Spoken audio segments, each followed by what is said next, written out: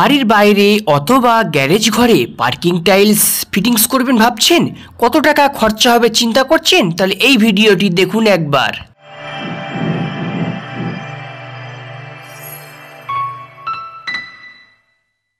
Garage ঘর অথবা বাড়ির বাইরে কোন কোম্পানির পার্কিং টাইলস বসালে ভালো হয় অথবা কত টাকা খরচ হয় চিন্তা করছেন? তাহলে এই ভিডিওটি সম্পূর্ণ দেখুন। এই ভিডিওটি আমি ফুল ডিটেলসে আপনাদের টোটাল খরচ বলে দেব। তার আগে একটাই রিকোয়েস্ট, আপনারা যদি চ্যানেলে নতুন হয়ে থাকেন ছোট্ট ইউটিউব চ্যানেলটি সাবস্ক্রাইব করে দিয়ে আমার পাশে থাকুন।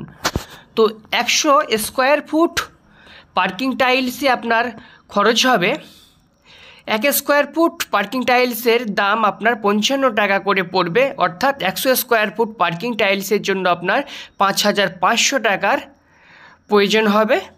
তার সঙ্গে 4 বস্তা সিমেন্টের প্রয়োজন হবে 1600 টাকা।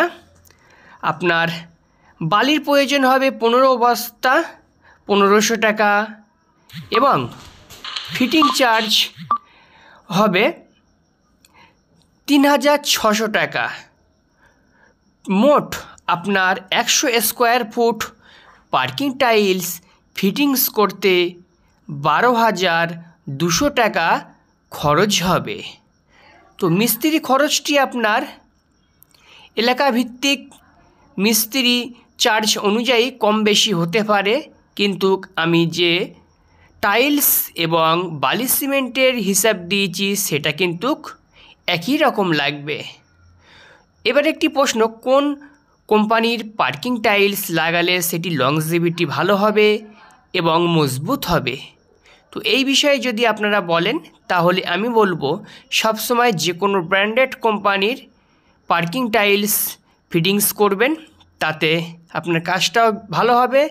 লোকাল টাইলস ফিটিংস করবেন না, লোকাল টাইলসগুলো নরম হয়, ফিটিংস করার সময় টাইলসগুলি ভেঙে যায়। 2 নম্বর পয়েন্ট, টাইলসগুলির রাইট অ্যাঙ্গেল ঠিক থাকে না, যার কারণে জয়েন্ট কেটে যায়। 3 নম্বর পয়েন্ট হচ্ছে লোকাল টাইলস হলে লোকাল টাইলসের জয়েন্টগুলো স্ট্রেট হবে না, কম বেশি হবে। তো অবশ্যই আপনারা ব্র্যান্ডেড কোম্পানির টাইলসটি ব্যবহার করবেন আপনাদের গ্যারেজ ঘরে অথবা বাড়ির সামনে। তো এবার একটি প্রশ্ন, কোন কোম্পানির টাইলস সবচেয়ে ভালো?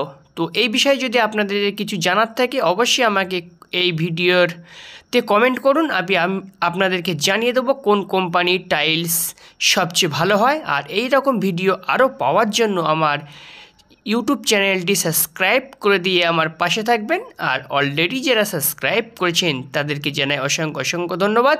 এবং এই পার্কিং টাইলসের কাজটা কেমন হয়েছে অবশ্যই আমাকে কমেন্টে জানাবেন। তাহলে আবারও দেখা হচ্ছে এই রকম একটি নতুন ভিডিওর সাথে।